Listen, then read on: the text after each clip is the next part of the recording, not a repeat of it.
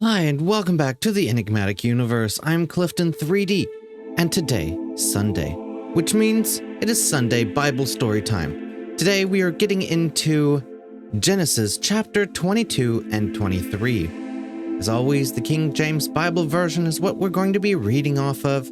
You can read along. Definitely let me know your thoughts on the chapters that we read.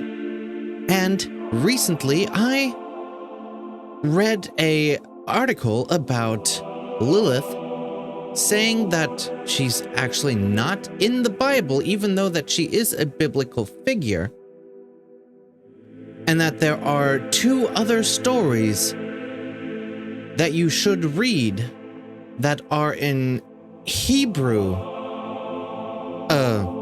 stories, legends in the biblical times, and her being the first wife of Adam. So we might be getting into some of those stories as well, just not today.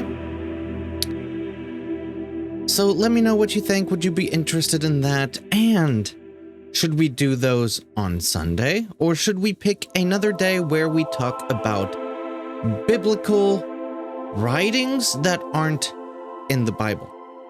Definitely let me know. So without further ado, let's get into these two chapters.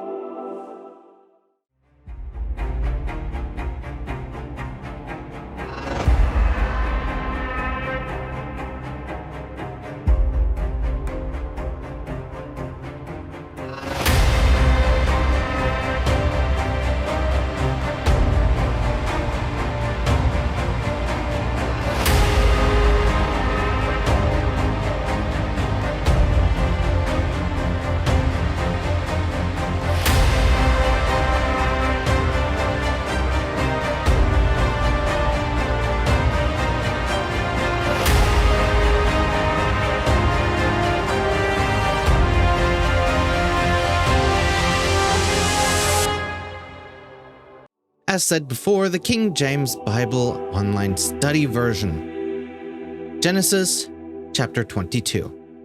And it came to pass after these things that God did tempt Abraham, and said unto him, Abraham. And he said, Behold, here I am. And he said, Take now thy son, thine only son Isaac, whom thou lovest, and get thee unto the land of Moriah, and offer him there for a burnt offering upon one of the mountains which I will tell thee of. And Abraham rose up early in the morning, and saddled his ass, and took two of his young men with him, and Isaac his son, and clave the wood for the burnt offering, and rose up and went unto the place of which God had told him. Then on the third day Abraham lifted up his eyes, and saw the place afar off. And Abraham said unto his young men, Abide ye here with the ass, and I and the lad will go yonder and worship, and come again to you. And Abraham took the wood of the burnt offering, and laid it upon Isaac his son. And he took the fire in his hand, and a knife. And they went both of them together. And Isaac spoke unto Abraham his father, and said, My father. And he said, Here I am, my son.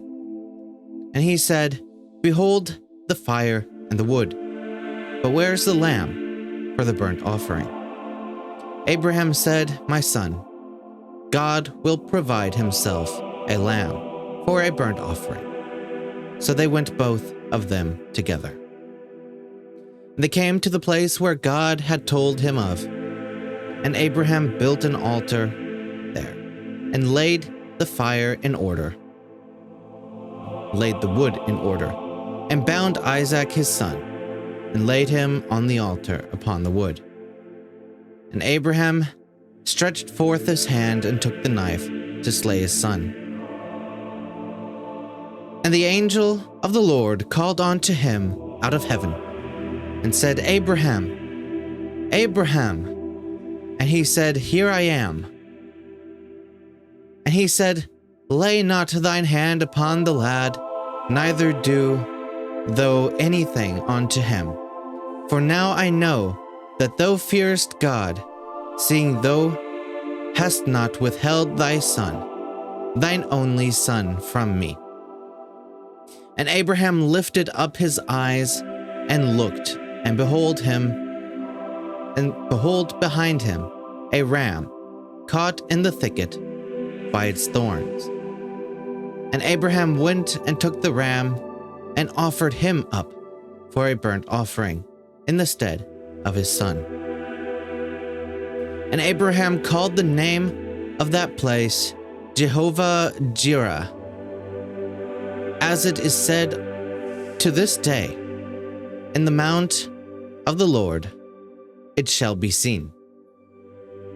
And the angel of the Lord called on to Abraham out of heaven the second time, and said, By myself have I sworn, saith the Lord, for because thou hast done this thing, and hast not withheld thy son, thine only son, that in blessing I will bless thee, and in multiplying I will multiply thy seed, as the stars of the heaven, and as the sand which is upon the sea shore. And thy seed shall possess the gate of his enemies. And in thy seed shall all the nations of the earth be blessed, because thou hast obeyed my voice. So Abraham returned unto his young men, and they rose up and went together to Beersheba. And Abraham dwelt at Beersheba. And it came to pass after these things that it was told Abraham, saying, Behold, Milcah, she hath also borne children unto thy brother Nahor, Huz his firstborn, and Buz his brother, and Kemuel the father of Aram, and Chesed, and Hazo, and Pildash, and Jedlap, and Bethuel. And Bethuel begot Rebekah. These 8 Milcah did bear to Norah, Abraham's brother, and his concubine, whose name was Roimah.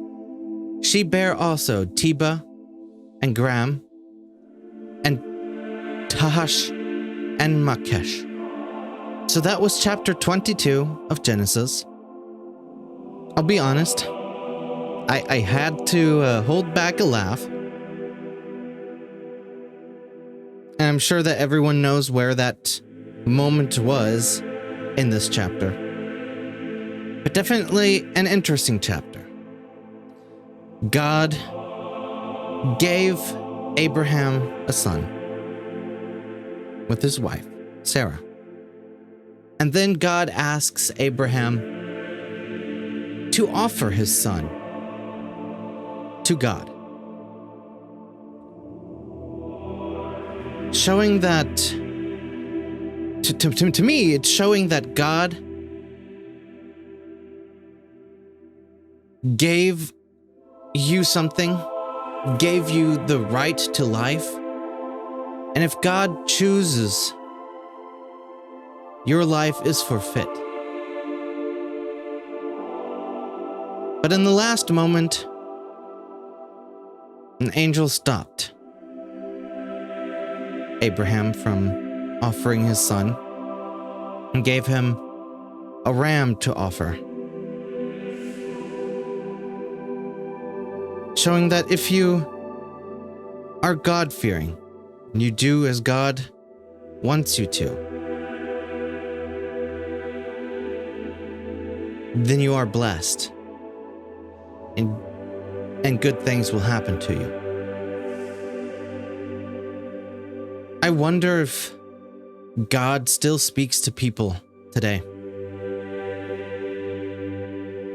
giving them tests such as this. I think it's very interesting And definitely do let me know down in the comments below what you think.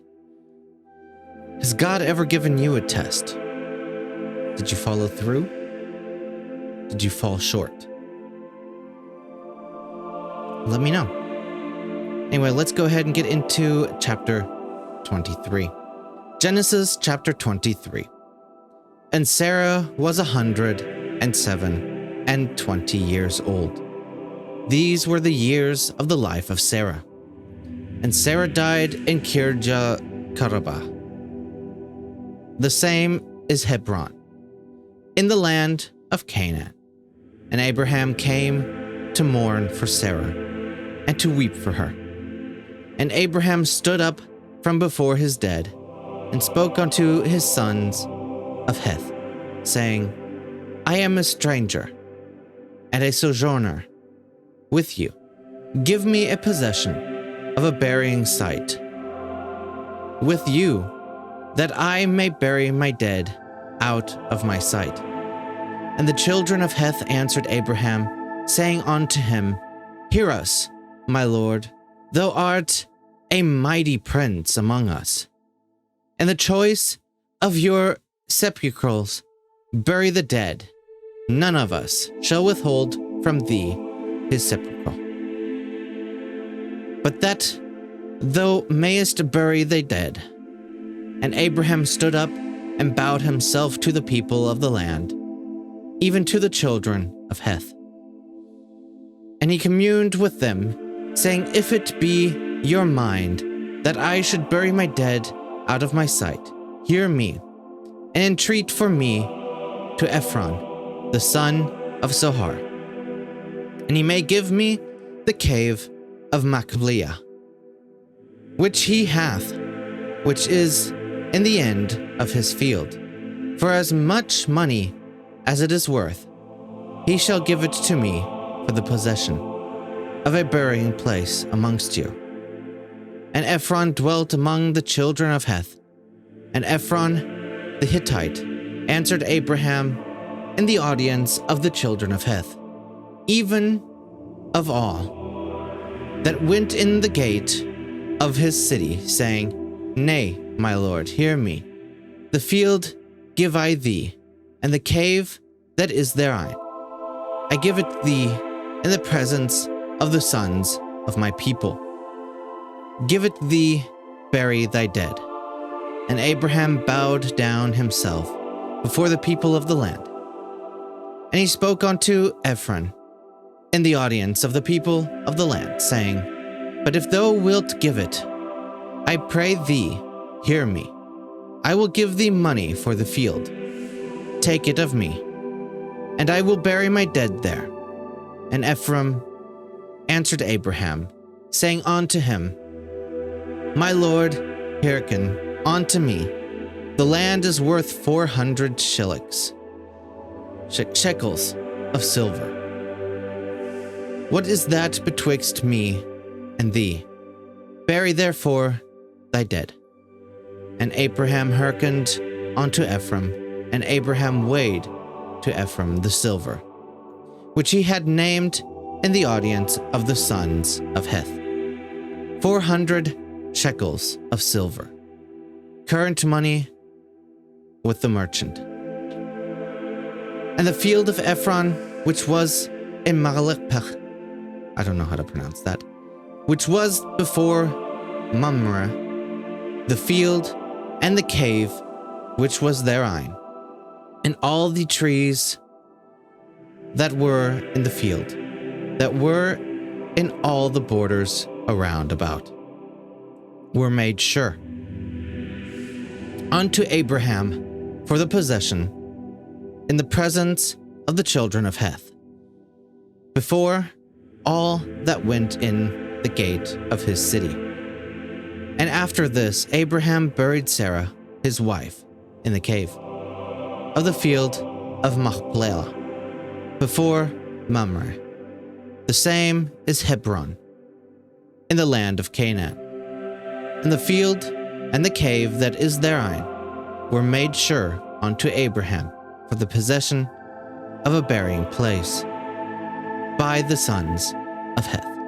Very interesting indeed. You learn how old Sarah has become before she died. You see Abraham talking to the sons of Heth. What I'm not entirely sure on is, was Abraham not with his wife Sarah the majority of time? Of course, you would think he would go on travels, pilgrimages, spreading the name of the Lord, but Sarah wasn't with him. Anyway, that's just what comes to my mind. And look, as always, there are many words in the Bible, especially in the King James Bible, that are hard to pronounce, so I hope that I pronounce them correctly, or at least close enough that you can forgive me for that.